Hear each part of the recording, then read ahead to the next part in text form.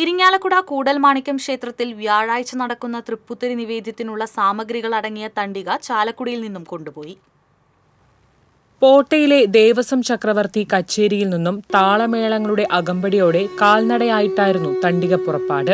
8.5 തണ്ട് നേന്ത്രക്കുല, 2 തണ്ട് കദളിക്കുല, 2 വട്ടി ഉണക്കലരി എന്നിവയാണ് തണ്ടികയിലെ പ്രധാന ഇനങ്ങൾ. ഇഞ്ചി, കുരുമുളക്, വഴുതന, എള്ള്, ചക്ക, മാങ്ങ എന്നിവ ഉൾപ്പെടുന്ന ചെറുപൊതിയും തണ്ടികയിലുണ്ടായിരുന്നു. മേത്താൾ മാടപ്പാട്ട് അപ്പുനായരുടെ നേതൃത്വത്തിൽ പൂജാതി കർമ്മങ്ങൾക്ക് ശേഷമാണ് തണ്ടിക പുറപ്പെട്ടത്.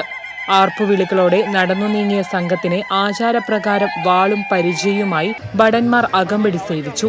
കൂടൽമാണിക്യം ദേവസ്വം അഡ്മിനിസ്ട്രേറ്റർ GS രാധേഷ്, മുൻ ചെയർമാൻ പ്രദീപ് മേനോൻ, ബോർഡ് അംഗങ്ങളായ ഡോക്ടർ മുരളി ഹരിത, K Bindu, advocate KG Ajayakumar എന്നിവർ ചടങ്ങുകൾക്ക് നേതൃത്വം നൽകി.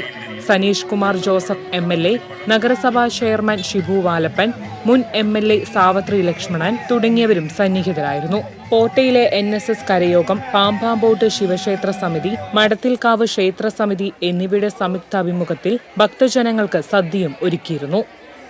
TCV news, Chalakudy.